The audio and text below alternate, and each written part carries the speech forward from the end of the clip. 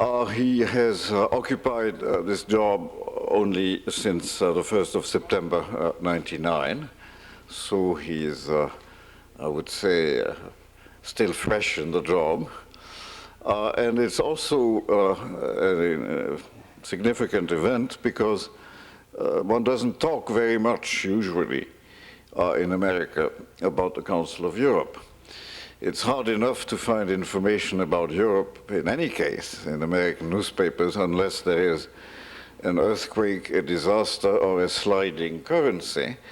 But in a sense, the limelight has been occupied by the European Union, which is, as many of you know, a very different sort of institution. I mean, the European Union has far fewer members. The Council of Europe has now 41 members. The European Union is still limited so far to the western half of Europe.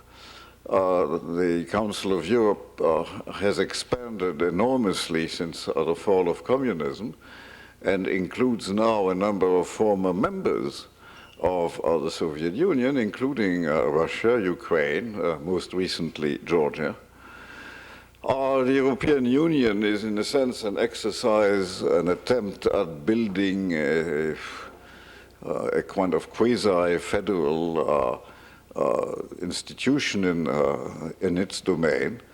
The Council of Europe has spent a great deal of its efforts on two very different things. The first one is that it is the organization that is in charge of protecting human rights in Europe, and which has what is certainly the most advanced system of protection with a commission and a court, so that the defense of human rights has been, in a sense, its preserve. And the other one, about which I'm sure that Mr. Schwimmer will say something, is the very important role which the Council has played after the fall of communism in, to put it a little bit summarily, teaching about democracy to the countries which had been under communist rule for many, many years. And in that sense, trying to facilitate their reintegration into the family of European nations. Mr. Schwimmer himself has been a member of the Austrian Parliament since 1971 until he became Secretary General of the Council of Europe. He is a member of the Austrian People's Party and was a chairman of several parliamentary committees, including those on health, justice, and on housing. He was a member of the Parliamentary Assembly of the Council of Europe from 91 to 99, and a rapporteur against several commissions of the Parliamentary Assembly. This is certainly not his first visit to the United States or to Boston. He has been here before. In previous times, it was easier to circulate in Boston. And I'm delighted that he did come here and will tell us something about the activities of this organization, which has been in existence since 1950, and which was, in a sense, the first purely European organization built after the war. OECD had the United States in it. NATO, I'm told, has the United States in it. The Commission for Europe of the UN is a part of the whole UN system, but the Council of Europe was the first attempt after the war at building a pan-European organization, which, because of the Cold War, had to be limited to the western part for a very long time, and it has its parliamentary assembly and its council. So I have said more than enough.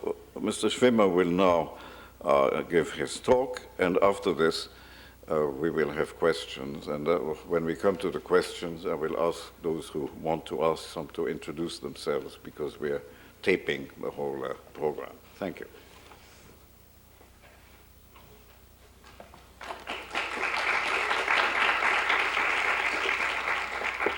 Dear Professor Hoffman, dear friends, let me first thank you, the Dean and the faculty of the Kennedy School, for inviting me to address you today at this venue, which symbolizes one of the most prestigious academic landmarks in the world.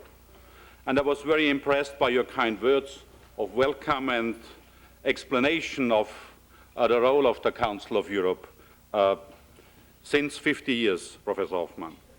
As a European, I feel at home at your campus because there is an ocean between our continents, but there is no ocean between our conceptions of a free and democratic society. Together we contribute, each at our level, to the development and consolidation of a community of freedoms and human rights for the generations to come. This is indeed a veritable challenge for us. Secondly, let me pay personal tribute to Professor Hoffman.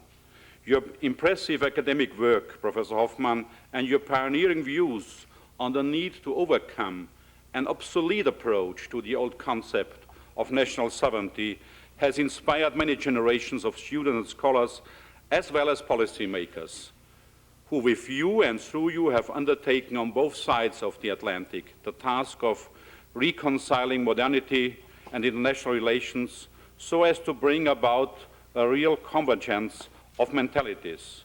And it's therefore a great pleasure for me, Professor Hoffman, to give as a small sign of our appreciation of your work to you the Medal of Pro Merito of the Council of Europe, designated for the 50th anniversary of the Council of Europe.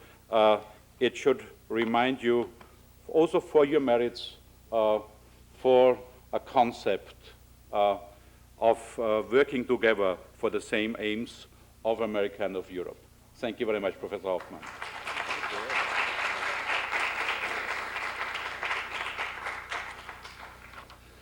And there is still a need for all of us to continue with these endeavors. You have referred, Professor Hoffman, to 50 years of the existence of the Council of Europe, created in the aftermath of the Second World War after the great tragedies which happened in Europe. But we are still dealing with crisis. Just have to recall the situation in the former Yugoslavia, in particular in Kosovo, or recently in Russia with the crisis of the Chechen Republic.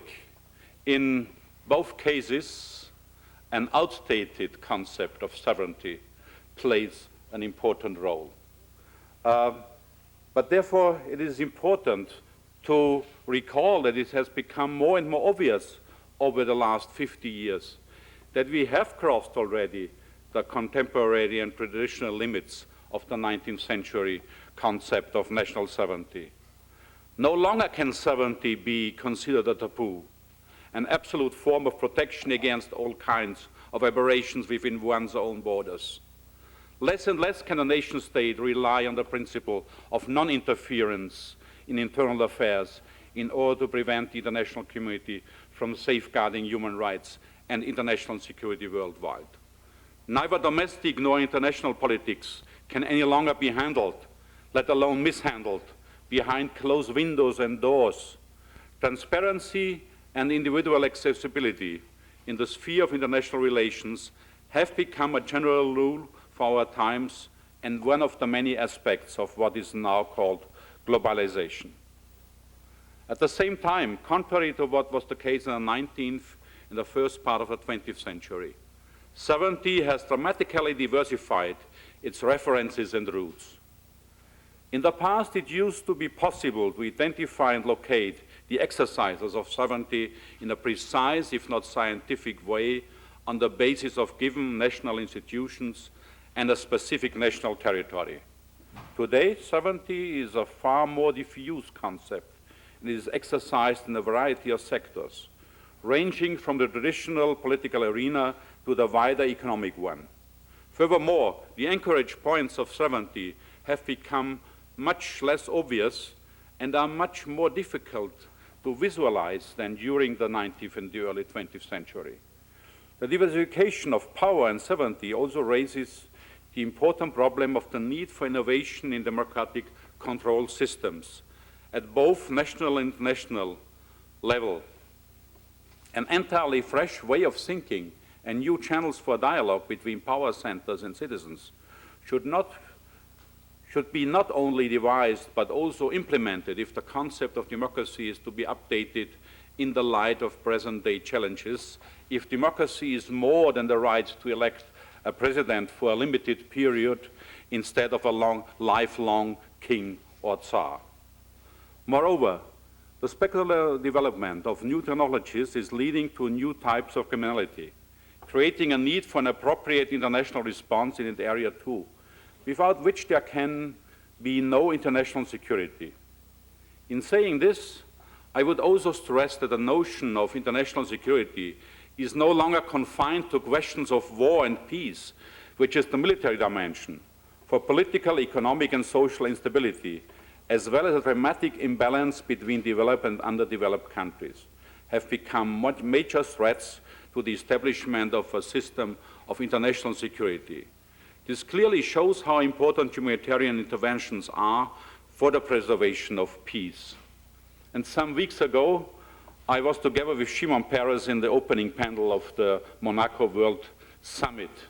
And Shimon Peres raised the very interesting question, and also a little bit shocking question. He said, what would be the war of the 21st century? And then he gave the answer himself, saying, it will fortunately not be a war between ideologies. This is the past of the 20th century. And it will fortunately not be the war of the Islam against the Judeo-Christian civilization. And when Shimon Peres says that, we have reason to believe him. He said, there are two alternatives for the war of the 21st century. It will either be a successful battle against poverty, or it will be the war of the poor against the rich. And that we have also to take into account when dealing with international security. Once we have all agreed on these mutations of the concepts of international security, sovereignty and intervention, we cannot but deplore the fact that the evolution of European and international organizations has so far failed to keep up with the radical transformation of international relations and situations. In many cases, we are still handling 21st century issues with the tools of the past. This is precisely why the Council of Europe is today playing a pioneering role in renovating the institutions and mechanisms of international cooperations in order to meet the new challenges on our continent. By way of example, I would simply mention the quasi-revolutionary impact of the European Convention of Human Rights, which provides not only the state, but also the individual with direct access to an international judicial body able to impose sanctions, something which was totally inconceivable 60 years ago. National sovereignty is no longer the ultimate defense of the state and the individual when it comes to protecting and promoting human rights and freedoms. Thus, thanks to the action of the Council of Europe, spectacular progress has been made in developing a new concept of political citizenship on a continental scale. And this right for direct access to the European Court of Human Rights is given to 800 million people on the European continent, including the Asian parts of Russia and of Turkey. And for example, just a few days ago, the first case of a Chechen woman complaining about violations of her human rights by inhuman treatment was launched at the European Court of Human Rights. And I myself used for the first time in the 50 years of history of the European Convention of Human Rights the power given to me by a special article of the Convention requesting from Russia to furnish explanation how the European Convention of Human Rights will be implemented in the Chechen Republic of the Russian Federation. So the international community as a whole is now confronted with the challenge of redefining the notion of sovereignty and creating a new framework for political relations.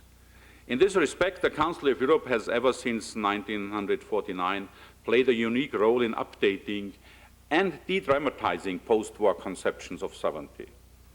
It should also be remembered that the Council of Europe was the think tank where the European communities themselves were conceived, and it also took an unprecedented step in establishing quasi-revolutionary supranational machinery for the purpose of protecting and promoting human rights on our continent.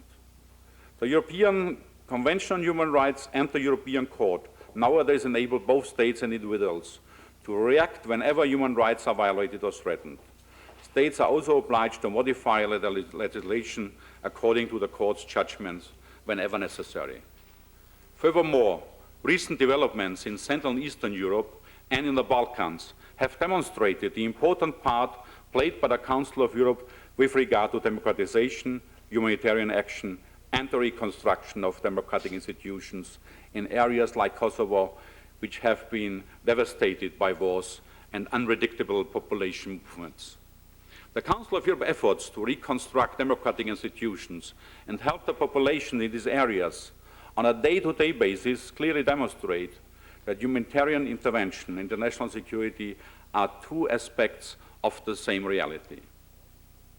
Nor should we forget our origins, because, having been founded in 1949 in the aftermath of the Second World War, the Council of Europe was the first multilateral institution to embody a common political desire to reject all totalitarian excesses and all denials of human rights within its family of member states.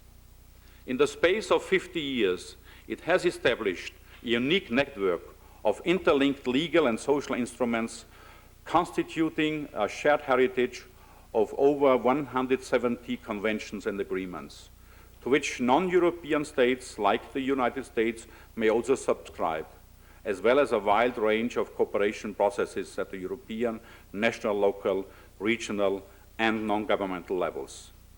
Over the last 10 years, the Council activities has been extended to cover the entire continent, but it has also been deepened to ensure that all the member states, from north to south and from east to west, strengthen their commitment to the principles of democratic pluralism, the rule of law, and respect for human rights, both in their domestic legal systems and in their mutual relations.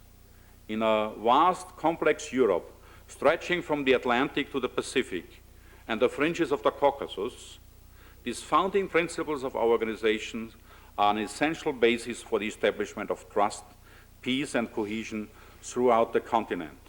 And this has been a dramatic development, which I would like to demonstrate with one example. This just 1 year ago, that a man came to Strasbourg, to the headquarters of the Council of Europe, to sign the documents of the accession of his country to the Council of Europe. He opened his speech with the words, "I just come from the NATO summit in Washington." And who was this man?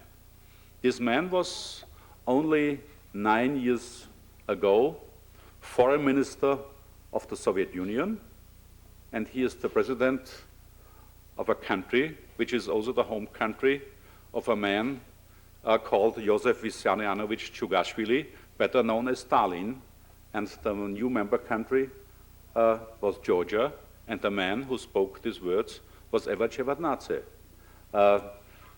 Things which were beyond any belief 10 years before. So this is really a very dramatic development. At the dawn of a new millennium, the Council of Europe, despite its low-key approach, is now clearly playing a unique role in accordance with the policy it has consistently followed ever since it was founded. It is the forum where Europeanness and a Europe-wide political vision are expressed in the form of a global democratic consensus.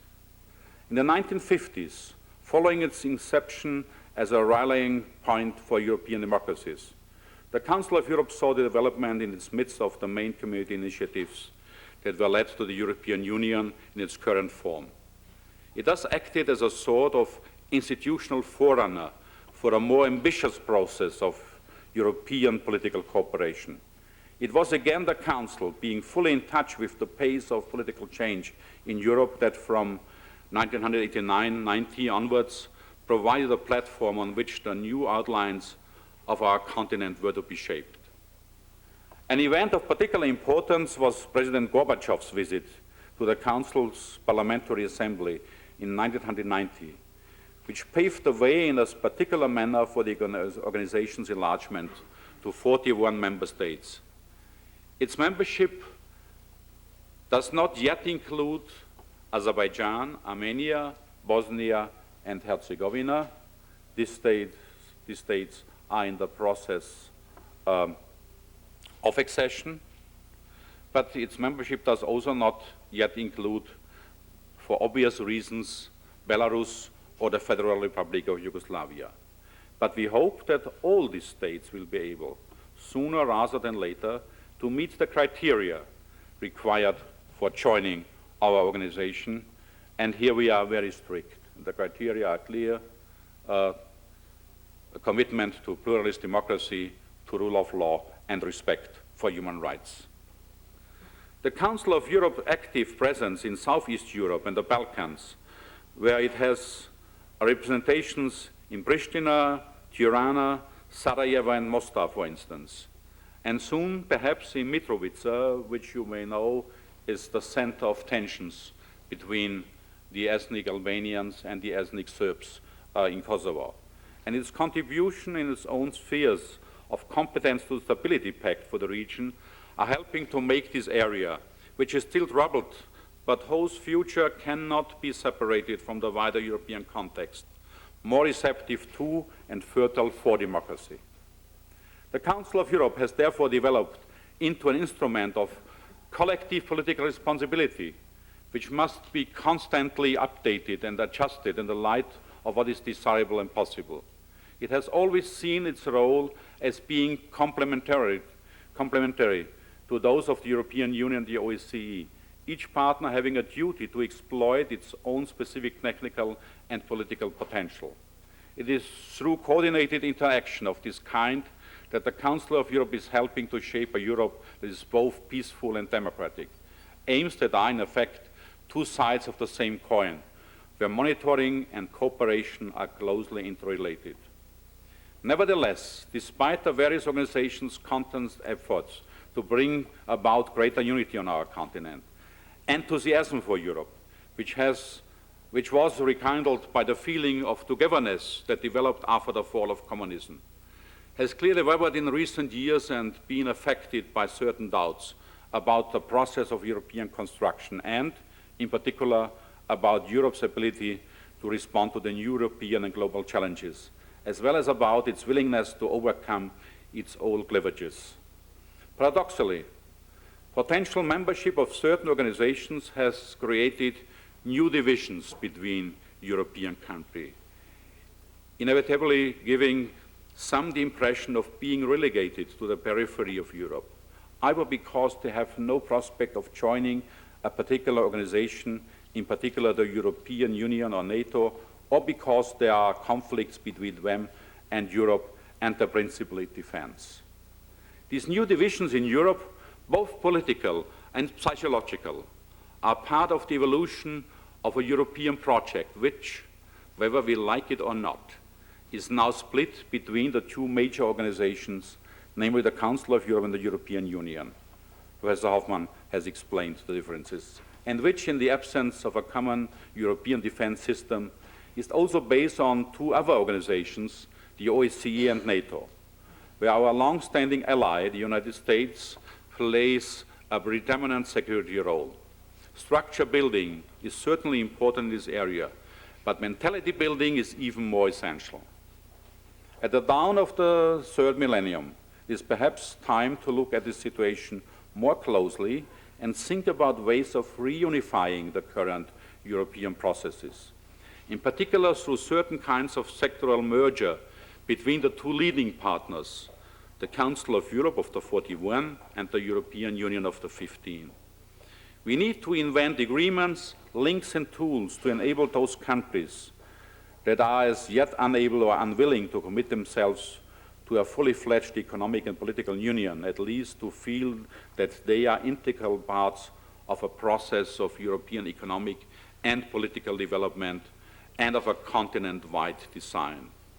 That strikes me as being the only way of forging a common European identity, which alone will enable us to preserve democracy and peace.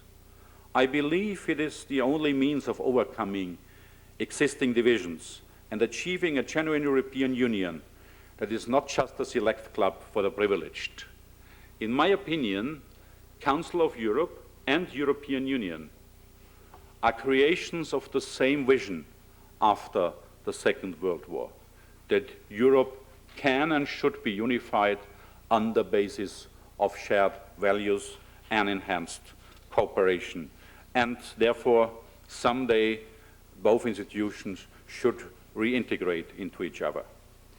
Such measures should also make it possible to reduce the inevitable duplication of effort between organizations, which is deplorable in itself at a time of relative austerity, but above all liable to be confusing for the public. Here I have in mind, for instance, the European Union's idea of drawing up a Charter of Fundamental Rights, which, however, pathologically legitimate, such an undertaking may be ought to avoid creating overlapping and competition in respect of minimum human rights standards in Europe. Let me take this opportunity to reiterate our wish that the European Union also reconsider the possibility of acceding to our own European Convention on Human Rights, which dates back to 1950.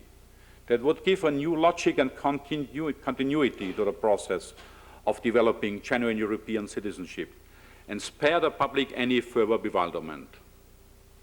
Following the euphoria that surrounded the birth of the Council of Europe, both the Cold War and the emergence of the European communities had the effect of curtailing our organization's political impetus and possibilities.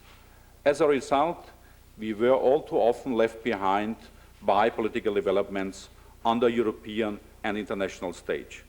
However, with the fall of the Berlin Wall and the spread of democratic values throughout Europe, we now seem to have gained a new momentum, which should carry us forward and enable us to play a full part in Europe's action in the international arena, working in partnership with the other democracies outside our continent according to our specific values and interests. And indeed, the observer status that such countries as the United States, Canada and Mexico enjoy vis-à-vis the Council of Europe offers our organization an added value which should be further developed. This is precisely one of the purposes of my visit to this country. Thank you for your attention. If you wish to ask me any questions, I shall of course be pleased to answer to them. Thank you very much.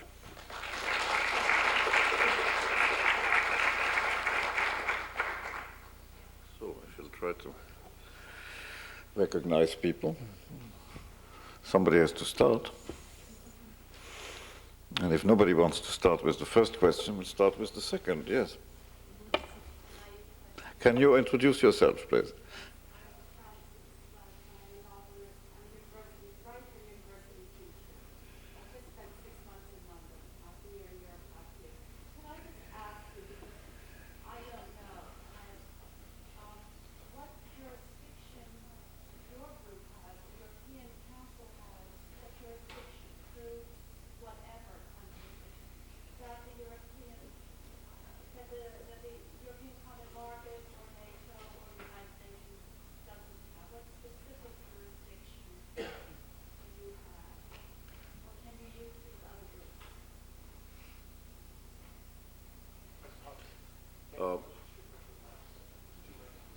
Okay.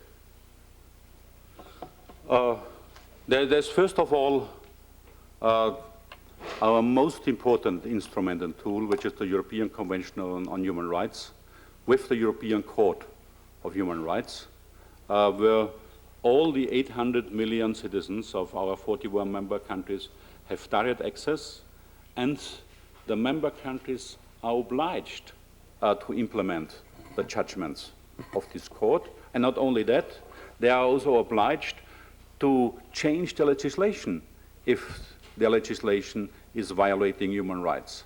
I think that's the most important part of our jurisdiction. Beside that, we have around 170 conventions and treaties. Unfortunately, until now, this is, with one exception, and this is second most important part of our jurisdiction, more common acquis à la carte, because member countries are not obliged to ratify all the 170 conventions. All the member countries have to be signatory parties of the European Convention of Human Rights and of the European Convention against torture and inhuman treatment. And here we have established the European Anti-Torture Committee, which has the right to visit, without previous announcement, any prison, any police station all over the 41 member countries. And to give you two very significant examples, the Anti-Torture Committee visited Öcalan after he was imprisoned by Turkey on Imrali Island, and the Anti-Torture Committee visited already twice detention camps of the Russian authorities in Chechnya, where detained Chechen fighters are held. And the Russian, of course, respect the right of the Anti-Torture Committee to come there without previous announcement. That is a very strong jurisdiction we have. Beside that, we have the European Social Charter, which provides with very fundamental social rights, but this is not ratified by all our member countries. The European Convention of Human Rights have certain additional protocols. One which is considered as very important in Europe today is the sixth additional protocol to the European Convention of Human Rights about the abolition of death penalty, which is now ratified by 39 member countries of the Council of Europe. Only 2 are missing, but also these 2 member countries are observing a moratorium. One, which is Turkey, since 16 years, and the other, which is Russia, since their accession to the Council of Europe. Other questions? Yeah. Yes. I just want to let you know that my mother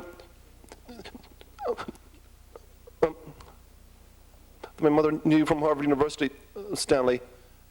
I'm her son. Yep. I think this is interesting. Do you think that do you think that Europe will continue to be united as we go along, as time goes by? I think Europe will become more and more united. As I gave you the example of Georgia, and now, with the exception of Belarus, all the former republics of the Soviet Union located in Europe are either member countries or candidates. Armenia and Azerbaijan are candidates with good perspectives to be admitted to the Council of Europe, I would say within a timetable of 1 year. Some hope this can be done already this year, but I'm sure this can be done within 1 year.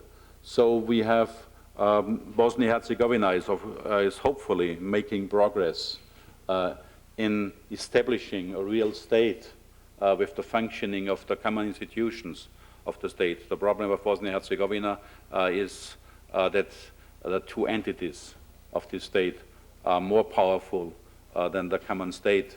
But I hope there will be progress, and Bosnia-Herzegovina can also be admitted to the Council of Europe. Then there are 2 countries missing, which is Belarus and Yugoslavia. This is also our responsibility to put pressure on these countries to develop in the direction of pluralist democracy, rule of law, and human rights. And we have seen in the enlargement process of the last 10 years how attractive membership in the Council of Europe was for these countries. So they started with a partly very harmful transition process. It was not easy for these countries. It was not easy to give up some traditions as they had for 70 years in the Soviet Union, but which did not comply with European standards. So they had to change their legislation. They have to change the mentality in their administration. And I can imagine for Russia, which has been a Soviet Union, a global player, and it's now not for sure a European player, it was not easy to accept the right of a Secretary General of an international organization like the Council of Europe to request from Russia to furnish explanation how the Convention on Human Rights will be implemented in a part of their territory. So this is a large change in the mentality of sovereignty. These matters are not anymore considered to be internal affairs, and that's a strong sign for the ongoing process of unifying Europe, but it's still not completed, and we have to work hard for the completion of this vision. My name is Ned Tebbets. I have a graduate degree from the Kennedy School of Government here at Harvard. And I have a question of a military nature, that there is a body of domestic public opinion in the United States that favors a substantial reduction of American military commitment in Europe, particularly with regard to ground troops. I wonder if you could comment on what you view as the role of U.S. military in accomplishing some of the objectives you outlined for Europe.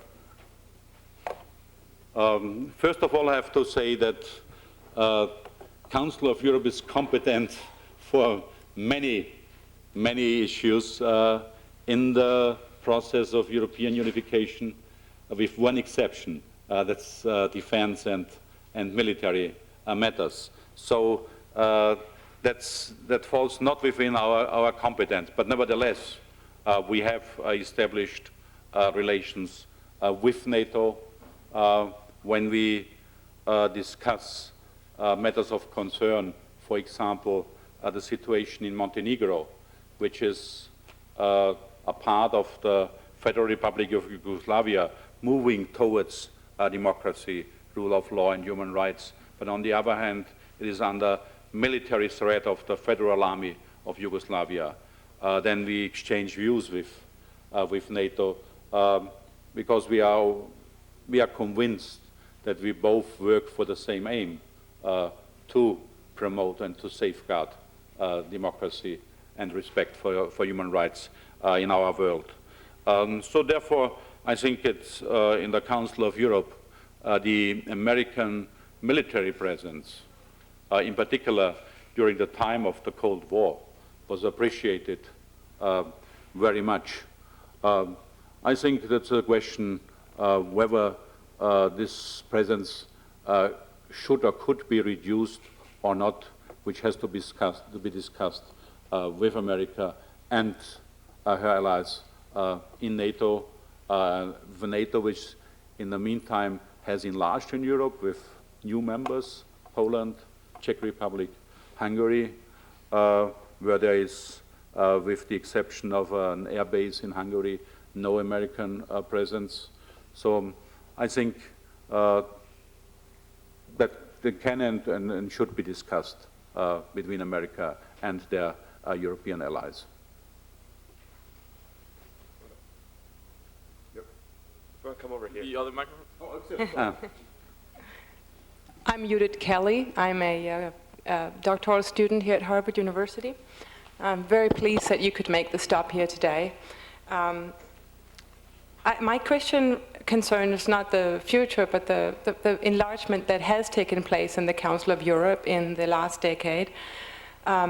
Many countries, as you say, have desired membership in the Council of Europe, and some may pose that they have desired this membership not only because they aspire to be extremely moral, but because this membership was a stamp of approval of political stability, or it was a direct stepping stone towards membership in Europe. Many things motivated these countries.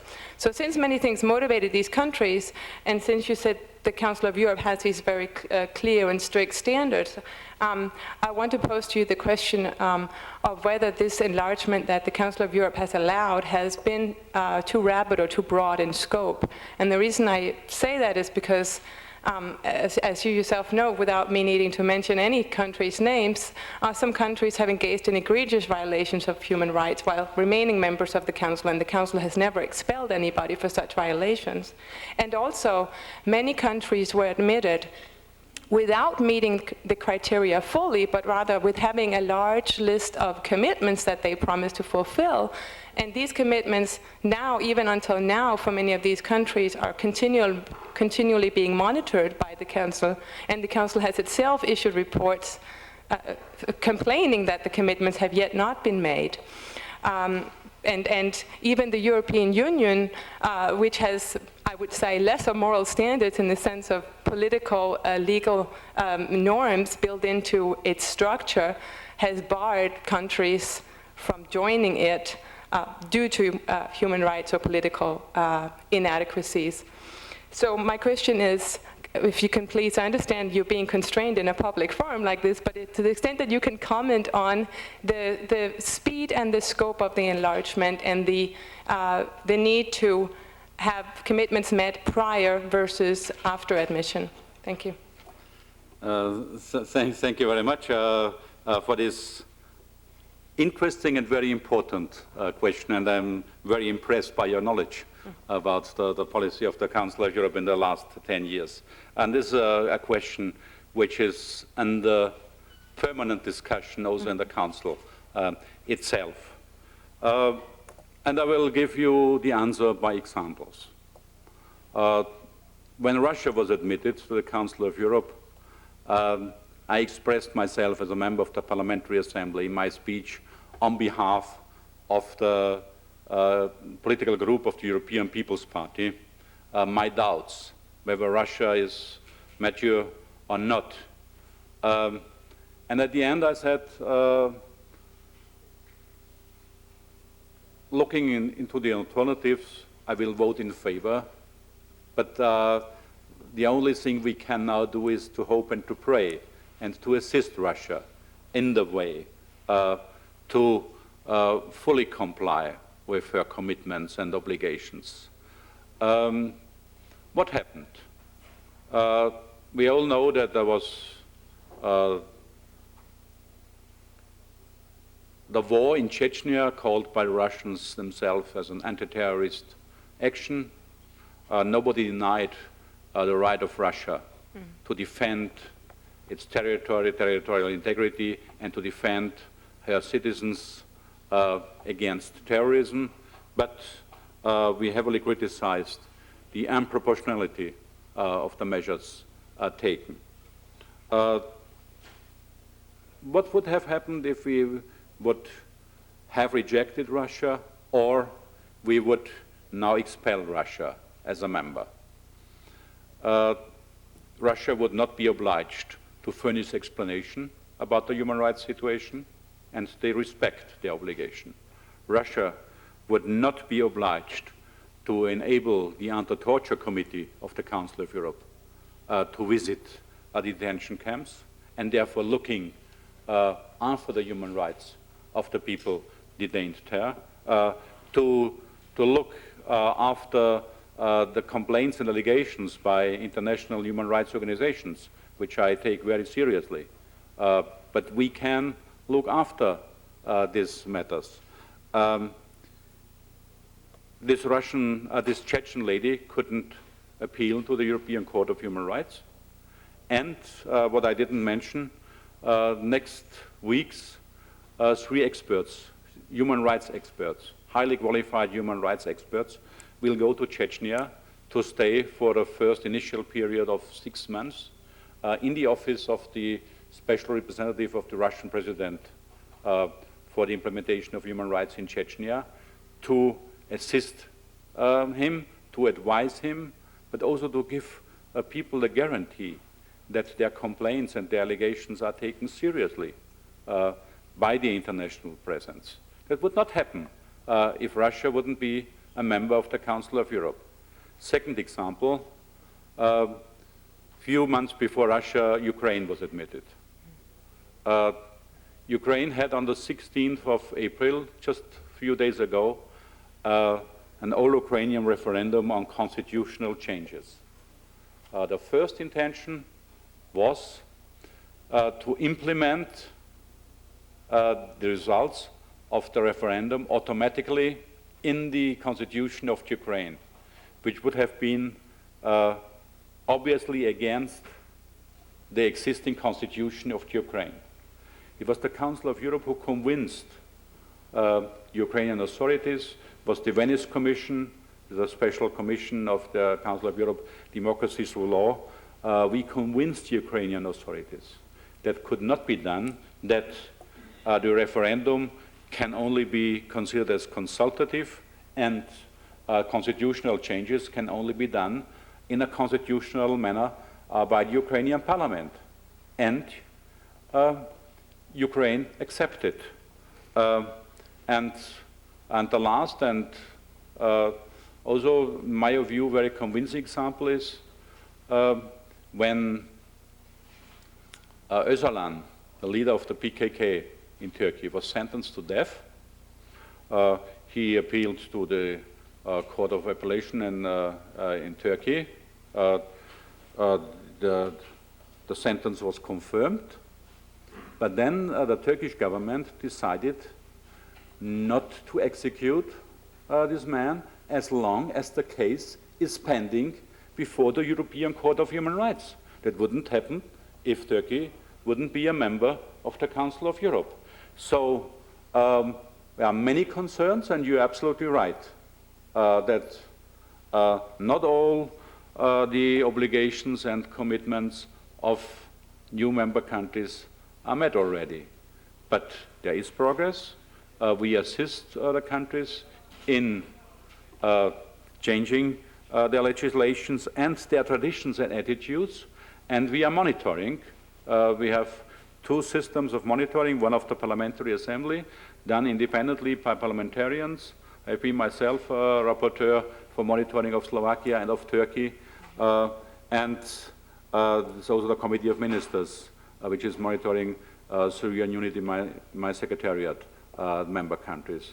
So I think until now it was proved it was the better way to have these countries inside the family and to assist them as family members, to help them to go in the right direction.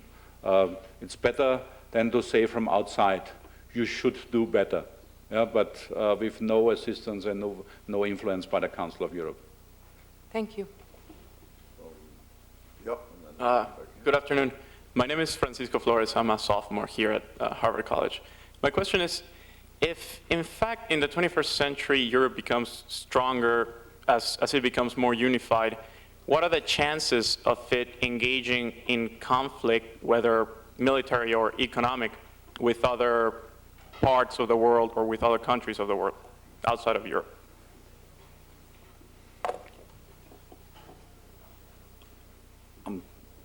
I think that the Europeans know themselves.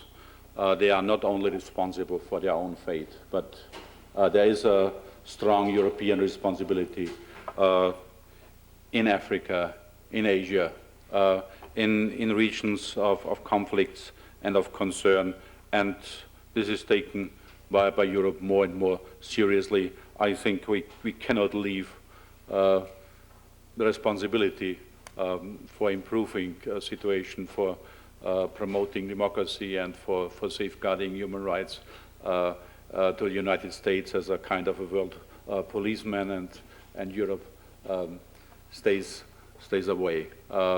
So I think in a very close partnership with the United States, and therefore I welcome the observer status of the United States in the Council of Europe. In a very close partnership, we have to take seriously our common responsibility wherever conflicts arise in the world. Hi, my name is John Kirkham. I'm a junior at the college, and I'm just starting to study European institutions. My question for you is, there's been a lot of talk, not recently, over the past decades, about the European Union expanding its membership. And I'm wondering your perspective. Do you see the expansion of the European Union as a threat to the position of the Council of Europe at all? No, on the contrary. I consider the enlargement of the European Union not as a gift or as a token by the European Union to new member countries, but as a right of all those countries who comply with the conditions.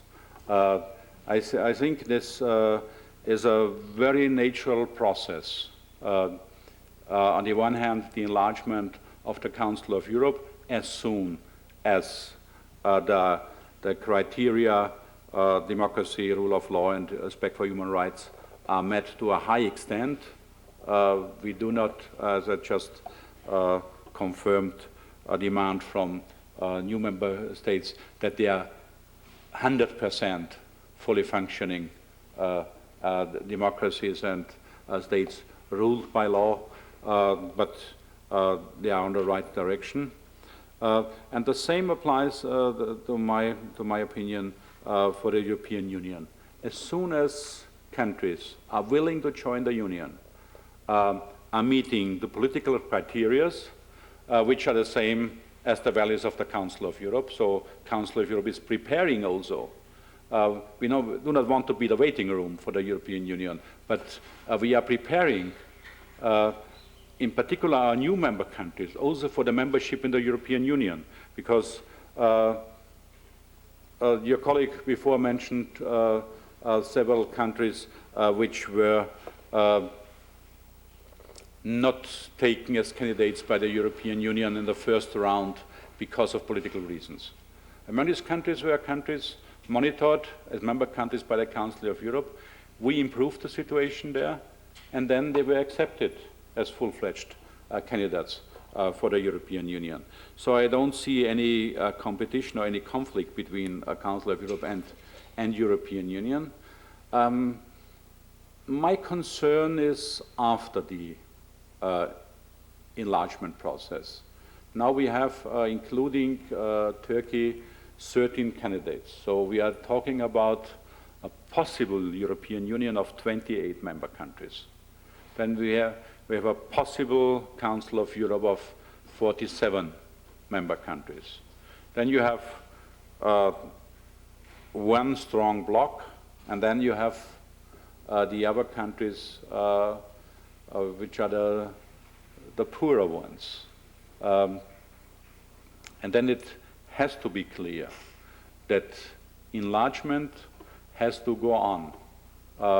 And then not to be foreseen for the next 20 years, yeah? But we should think in longer periods, and we should still believe in visions. In a term of 30 to 50 years, it should be possible that all the member countries of the Council of Europe should join the European Union. There could be one exception, but not for political reasons, but because of the size, and that could be a special relation between European Union and the Russian Federation. But it's too early to speak about these perspectives. But in principle, the membership of the European Union should be open to all these countries.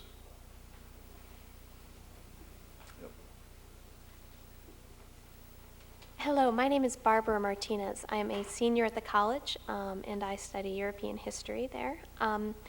And having spent much of my time at Harvard studying why European countries don't get along and fight each other, or have in the past, it amazes me now that they're coming together so closely.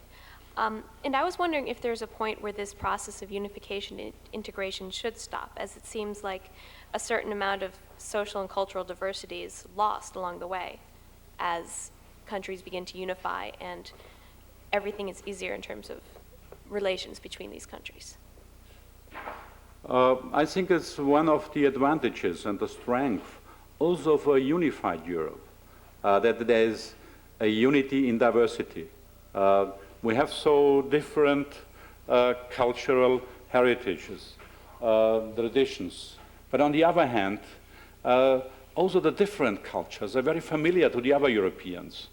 So the Council of Europe launched last year a campaign, Europe, Our Common Heritage, and that includes not only the cultural heritage, but also the natural heritage. As Beethoven or Mozart or Goethe belong to all Europeans, the same applies to the natural beauties in Europe, to the coast of the Mediterranean or the Alps or the North Cape.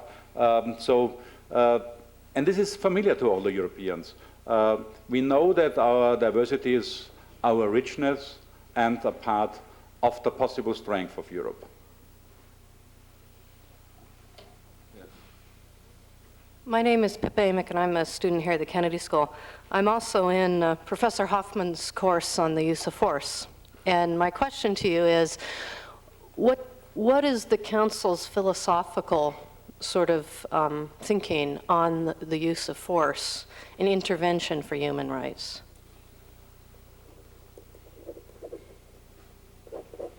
This is also very, very important question. I think, and I'm sure we share, I shared it with many people responsible in the Council of Europe. Use of force is the ultimate ratio. But if it is unavoidable, then force has to be used to promote and to safeguard human rights. I think after all what happened in Kosovo, it was unavoidable to use force to stop ethnic cleansing, to stop the expulsion of people who lived there for centuries, to enable them to come back. That's only deplorable, in my view, that we now face the same problems vice versa, that now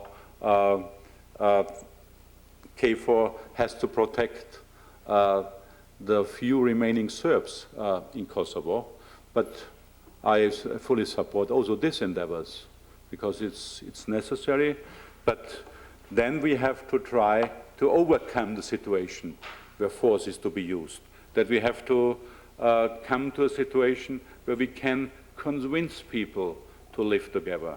After all the violence, all the casualties we had to witness in Bosnia-Herzegovina, we have to work under reconciliation, also when this is very difficult there. And Council of Europe is working hard for that. For example, I mentioned our representation in Mostar. You may know Mostar is one Bosnian city inhabited by Croats and by Muslims. And there's a lot of hatred between these two ethnic communities in this city. But we are working there with young people, bringing them together in youth clubs, in cultural activities. We are organizing a joint radio program for young Serbs and Muslims in Mostar. And fortunately, it works. And we want to repeat the same exercise in Mitrovica, in Kosovo, with Serbs, young Serbs, and young Albanians. Force was necessary, but I hope force will be never necessary in the future in Europe to safeguard human rights. And we can do that with quite better means. Well, thank you very much. Until now, as you know, Europe has tried to both reunify and exert some influence without an autonomous army at its disposal. So the two instruments it has had have been essentially economic power on the one hand, which has been largely the domain of the European Union, and the rule of law. Of course, in straight international relations realism, law without force doesn't get you very far, but realists are sometimes not very realistic. And norms have a certain coercive effect if they are pursued seriously and enforced over time. It's now only that the Europeans are beginning to talk about the sort of third element of power, which is traditional military and diplomatic might. And I personally, as a European, can only hope that this attempt will be, over time, as successful as economic integration on the one hand, and the normative work on democracy and human rights of the Council of Europe have been until now. And I think we are all very grateful, I'm sure, to Mr. Schwimmer to have told us more about an organization whose main flaw is discretion compared to some others. So you have to come here more often and tell us how some of your new members carry out their obligations. Thank you. Thank you very much.